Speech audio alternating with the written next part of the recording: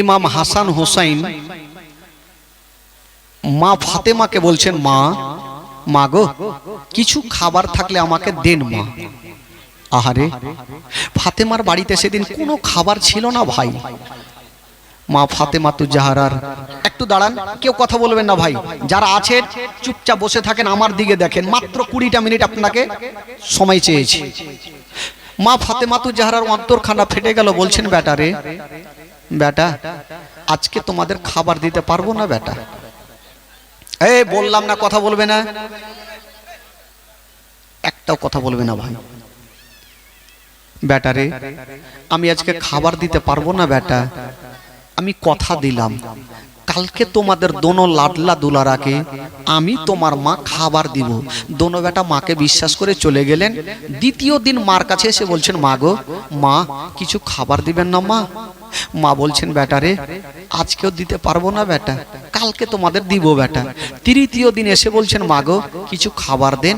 ফাতেমা বলছেন, বেটা রে, কিন্তু দিবে কি করে, বাড়িতে তো কোনো খাবার নেই যে দোনো লাডলা দুলারাকে দিবে। বলছেন, বেটা আজকেও দিতে পারবো না বেটা। আহ, দোনো ছেলে বাবা গো মার কাছে থাকলেন না, পেটে হাত দিয়ে কাঁদতে কাঁদতে জঙ্গলের দিকে চলে গেছে। জঙ্গলে পেটে হাত দিয়ে একটা গাছের তলাতে দোনো ছেলে পড়ে গেছে। কিন্তু কুরবান হয়ে যাও ভাই, আমার নবী সব সহ্য করিবে, দোনো নাতি কষ্ট পাবে, আমার নবী সহ্য করবে না। আমার নবী এক পা দুই পা করে চলে আসিল, ডাক দিচ্ছেন, বেটি রে, আচ্ছা বলো মা, তোমার দোনো ছেলে কোথায় আছে? হাই রে নবী নন্দিনী ফাতেমা বলছেন, আব্বা গো, আব্বা গো, কেমন করে বলবো আব্বা, আমার দোনো ছেলে রাগ করে জঙ্গলের দিকে চলে গেছে আব্বা। আরে বেটি, কেন গেল মা? ওই কেন গেল মা? আব্বা গো, আমার ছেলে 3 দিন থেকে খাবার চেয়েছিল আব্বা, আমি দিতে পারিনি, তার জন্য রাগ করে চলে গেছেন। আমার নবীর অন্তরখানা ফেটে গেল। বলছেন, বেটি তোমার বাড়িতে কি খাবার নেই? বলছেন, আব্বা নেই। কেমন ছিলেন সেদিনের দৃশ্যটা কেমন ছিল? বাড়িতে 3 দিন পর্যন্ত খাবার নেই। হায় রে নবী নন্দিনী ফাতেমা ডুগরে ডুগরে কাঁদছে। আমার নবীর অন্তরখানা ফেটে গেল। বলছেন, বেটি তুমি কান্দিও না রে মা, আমি যাব আর কোথাও কাজ কাম করব, তোমার ছেলের জন্য আমি খাবার নিয়ে চলে আসিব। নবী আমার বেরিয়ে গেলেন, জঙ্গলের দিকে চলে যাচ্ছেন। কিন্তু ইহুদিরা একটা এই করেছিল, সুযোগ নিয়েছিল, নবীকে যদি পাই তবে নবীকে কষ্ট দিব। আমার নবী জঙ্গল দিয়ে যাচ্ছেন, দূরে তাকিয়ে দেখছেন মা, একজন ইহুদি যেন চেয়ারের উপরে বসে আছে। নবীকে ইশারা করে ডাক দিলেন, আমার নবী পার্শ্বে চলে গেছেন। বাবা যেমন যেতে নাই মা গো, ওই ইহুদি বলছেন, ও গো আলামিন, কেন তোমার চোখে পানি, কেন তুমি কাঁদছো বলো? আমার নবী বলছেন, ভাই রে, আমি এসেছি একটু কাজ করার জন্য। আচ্ছা বলো, তোমাদের বাড়িতে কোনো কাজ আছে কিনা? ইহুদি সুযোগ পেল যে আজকে কাজ খুঁজতে চাইছে, আজকে আলামিনকে নিজের হাতে কষ্ট দিব। যেই নবী না হলে আসমান জমিন সৃষ্টি হতো না ভাই। আজকে ওই নবীর জীবনী শুনছেন। এই ঘটনা যখন বইয়ে পড়েছিলাম ভাই, চোখের পানি ধরে রাখতে পারিনি। ওই ইহুদি বলছেন, আলামিন আমার বাড়িতে একটা কাজ আছে, যেই কাজটা হয়তো তুমি করতে পারবে না। বলল, কি কাজ? বলছেন, গো আলামিন, তুমি পারলে বলো, নচেত তোমাকে বলে লাভ হবে না। আমার নবী বলছে, যতই ভারী কাজ না হোক, এই কথা বলবে, ওই যতই ভারী কাজ না হোক না কেন আমি কষ্ট করে কাজ করব। আমার নবী কি কাজ করেছিলেন? ওই ইহুদি বলছেন, ওগো আলামিন, ওই যে দেখছো আমার ফুলের বাগান, তোমাকে বালতি রশি দিব আর কুয়া থেকে পানি তুলে আমার ফুলের গাছে দিবে। এক বালতির বিনিময়ে তোমাকে 10টা করে খেজুর দিব। হায়রে আমার নবীর মনের ধারণা, আমি 10 বালতি পানি তুলবো, 100টা খেজুর নিয়ে যাব। কিন্তু বেরাদার এর একটা ঘটনা লিখছে না। বলছেন ইহুদি, বলছেন ওগো আলামিন, আমি এক বালতির বিনিময়ে 3টা করে খেজুর দিব। আমার নবীর মনের ধারণা, আমি কষ্ট করে 10 বালতি পানি তুলবো, 30টা খেজুর আমার দোনো নাতিকে দিব। হায়রে নবী মুস্তাফা ওই বালতির রশি খানা নিয়ে মা, শুনেন মা গো, কলেজা খানা ফেটে যাবে মা। বালতির রশি নিয়া ওই কুয়ার পাশে গিয়েছেন বাবা। যেমনই গিয়েছেন বন্ধুরা, বালতি নামিয়ে দিয়েছেন বাবা। এক বালতি পানি তুলে যেমনই ফুলের গাছে দিয়েছেন গো, আমার নবীর হাতে যেন ফোঁসা পড়ে গেল। আমার নবীর হাতে ফোঁসা পড়ে গেছে। আমার নবী ভাবছেন, আল্লাহ, আমি 10 বালতি কেমন করে পানি তুলব? কষ্ট করে আমার নবী 9 বালতি পানি তুলেছে। মনের ধারণার একটা বালতি পানি তুলবো, 30টা খেজুর নিয়ে যাব। কিন্তু ঘটনা কি ঘটে গেল মা? যেমনই আমার নবী 10 নাম্বার বালতি ডুবিয়েছে, পানি অর্ধেকটা টান দিয়ে তুলেছে মা। ওই যে রশিখানাতে বালতি বাঁধা ছিল, ওই রশিখানা কেমন করে ছিঁড়ে গেল, আর ওই কুয়া যেন বাবা পানিতে পড়ে গেল। ধাপাং করে শব্দ ওই ইহুদির কানে। ইহুদি দৌড়িয়ে চলে আসিল, গো আলামিন, আচ্ছা বলো, আমার বালতি কেন কুয়াতে ফেলেছো?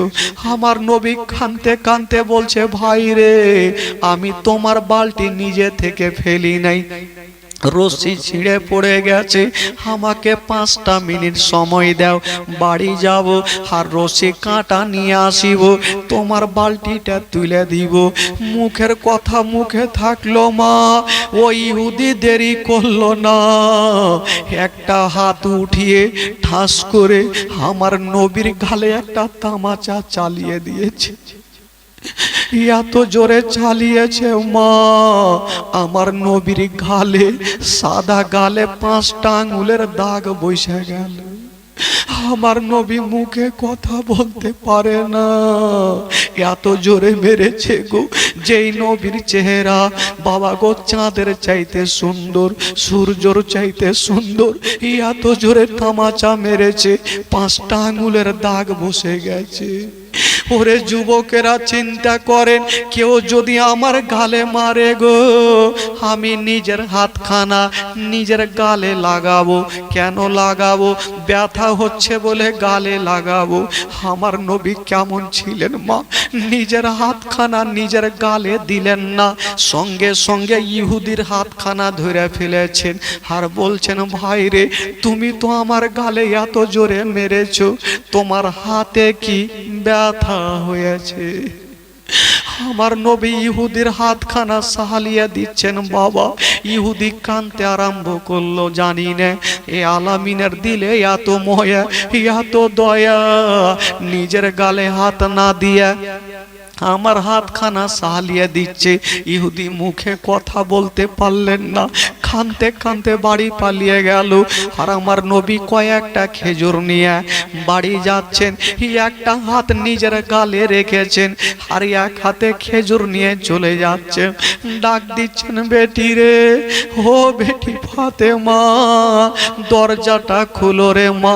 ফাতেমা তু যাহারা দরজা খুলে দেখছেন, আব্বার চেহারা দেখছেন, কিন্তু বেরাদার আমার নবী হাত দিয়া আছে, গালখানা দেখতে দিচ্ছেন না। বলছেন বেটি রে, এই যে খেজুর খানা আনলাম রে মা, হে খেজুর খানা নিয়ে নাও, আমার দোনো নাতিকে ডাকো। হাইরে নবী নন্দিনী ফাতেমা খেজুর খানা নিতে যাচ্ছেন। বলছেন আব্বা গো, আপনি একটা হাত নিজের গালে কেন রেখেছেন আব্বা, একবার আপনি হাতখানা সরিয়ে দেন।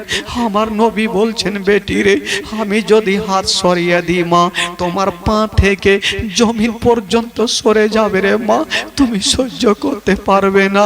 হাইরে নবী নন্দিনী ফাতেমা বলছেন আব্বা গো, এমন আপনার দুঃখের কথা নাই যে আমি জানি না। আপনি নামাজ পড়ছিলেন আব্বা, ইহুদিরা আপনার পিঠের ওপরে উটের নাড়ি ভুঁড়ি চাপিয়েছিল, আমি আপনার ছোট্ট বেটি ফাতেমা দৌড়াতে দৌড়াতে নামিয়েছিলাম। আব্বা আপনার সব দুঃখের কথা জানি আব্বা, আজকে আপনি কেন বলবেন না, আপনি নিজের হাতটা টানুন। হাইরে দয়ার নবী মুস্তাফা যেমনই হাতখানা টেনেছেন মা, হাইরে নবী নন্দিনী ফাতেমার দুই নয়ন বাপের গালে পড়ে গেছে। ফাতেমা কাঁদতে লাগলো, আব্বা গো, আব্বা গো, কোন এমন দুরাচার আপনার গালে মেরেছে আব্বা, তার দিলে কি ময়া হইল না, তার দিলে কি দয়া হইল না। আমার নবী বলছেন বেটি রে, ওরে বেটি ফাতেমা, আমাকে যে মেরেছে রে মা, আমি তাকে ক্ষমা করে দিয়েছি মা, আমি তাকে ক্ষমা করে দিয়েছি রে মা। হাইরে নবী নন্দিনী ফাতেমা বাপের গালখানা এইভাবে সাহালিয়ে দিচ্ছেন ছোট্ট বেটি।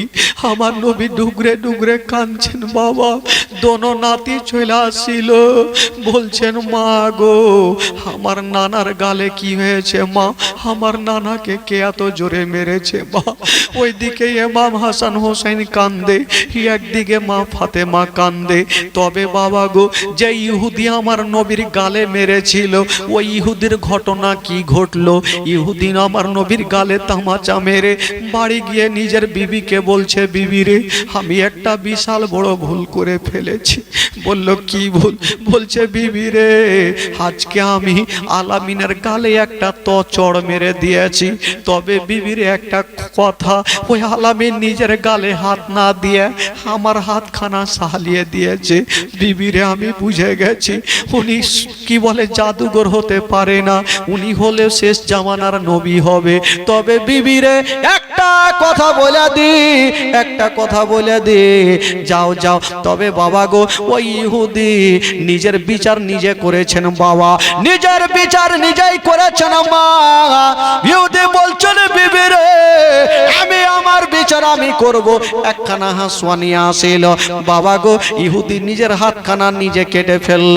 হাতখানা কেটে নিয়া, ওই কাটা হাতখানা নিয়া আমার নবীর কাছে চলে গেছেন। বলছেন ইয়া রাসূলুল্লাহ, ইয়া হাবিবাল্লাহ, নবী গো, আমি একটা বিশাল বড় অন্যায় করে ফেলেছি। হায়রে দয়ার নবী মুস্তাফা ডাকতে চান ইহুদিকে, চলে আসো। ইহুদি কাছাকাছি হইল। বলছেন ইয়া রাসূলুল্লাহ, আপনার গালে তামাচা দেওয়ার পরে আমি আপনার আমার হাতখানা নিজেই কেটে ফেলেছি। এই কথা বলতে নাই, আমার নবী বলছেন একটু কাছে আসো। ইহুদি যেমনই কাছে চলে আসিল, আমার নবী একটু থুথু মোবারকা নিয়া ইহুদির কাটা হাতে লাগিয়ে দিয়েছেন। আর যেমনই লাগিয়ে দিয়েছেন মা, ওই ইহুদির কাটা হাত ভালো হয়ে গেল। ওই ইহুদির কাটা হাত ভালো হয়ে গেল। ইহুদি বলছেন ইয়া রাসূলুল্লাহ, ইয়া হাবিবাল্লাহ, নবী গো, আমি আবু জেহেলের কথা শুনবো না, উতবা সাইবার কথা শুনবো না। ইয়া রাসূলুল্লাহ, আপনার কদমে চুমা দিয়ে আমি আপনার মধুমাখা কলমা শরীফ পড়ে নিতে চাই। আমার নবী মুস্তাফা ওই ইহুদিকে কালেমা পড়াইয়া দিলেন, লা ইলাহা ইল্লাল্লাহ, জোরে লা ইলাহা ইল্লাল্লাহ, কে লা ইলাহা ইল্লাল্লাহ, কে লা ইল্লাল্লাহ মুহাম্মাদুর রাসূলুল্লাহ সাল্লাল্লাহু আলাইহি ওয়াসাল্লাম। আল্লাহুম্মা সাল্লি আলা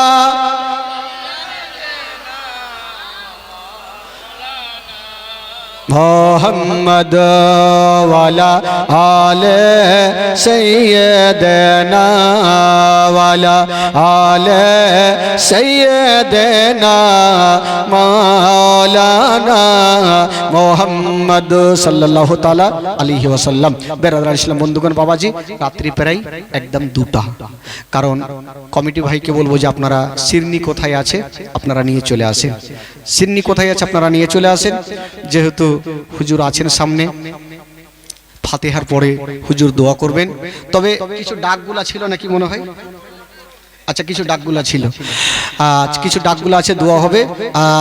তবে যিনারা বাইরে দাঁড়িয়ে আছেন আপনারা যুবক ছেলেরা যারা আছেন আপনারা একটু চটচট করে সামনে চলে আসেন, যিনারা বাইরে আছেন একটু তাড়াতাড়ি করে চলে আসেন।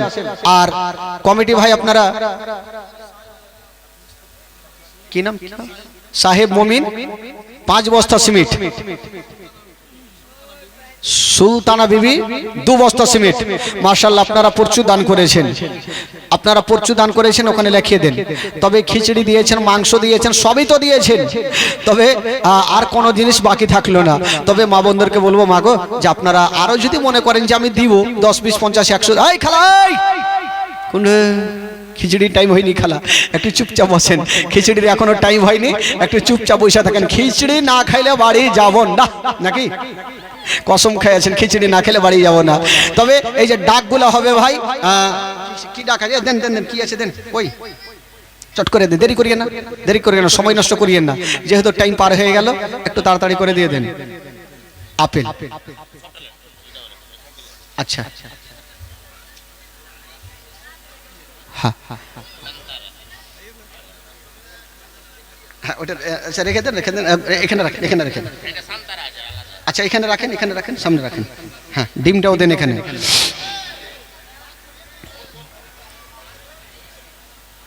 মাশাআল্লাহ, হ্যাঁ হ্যাঁ বলছি বলছি, চিন্তা নাই, সব বলছি।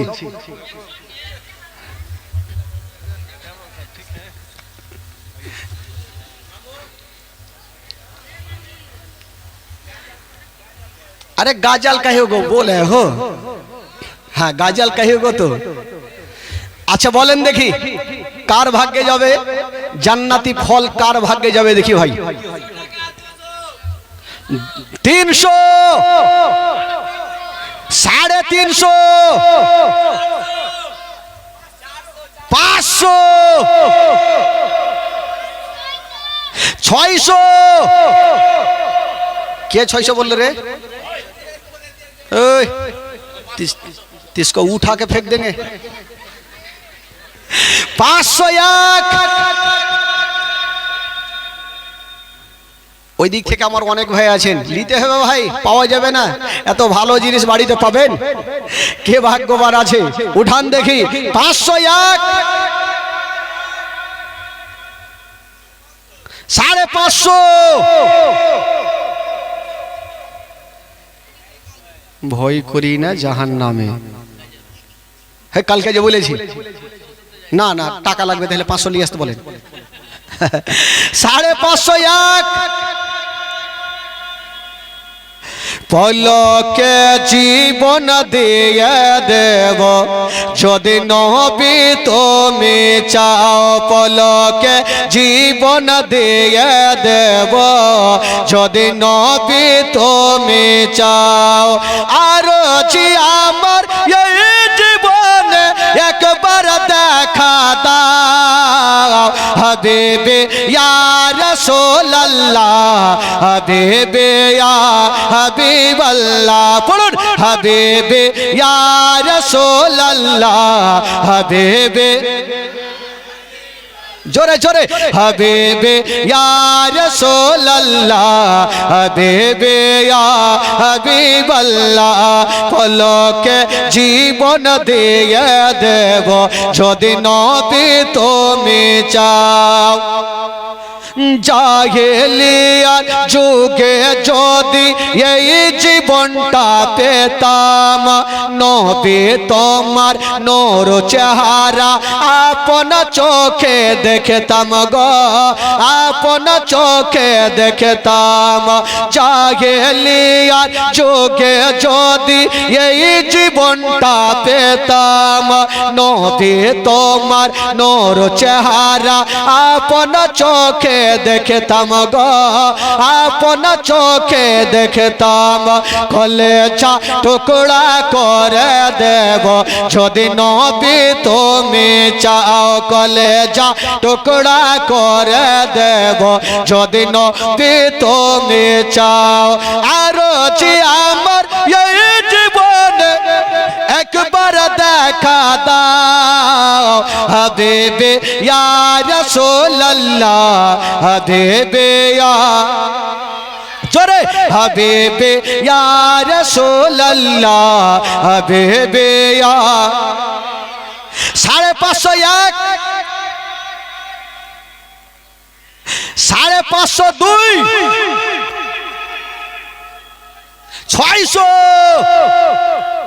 আচ্ছা ওইদিকে ভাই যারা দাঁড়িয়ে আছেন আপনাদের ইচ্ছে নাই, তেল লোক নাই লাগি গে। 601 602 602 602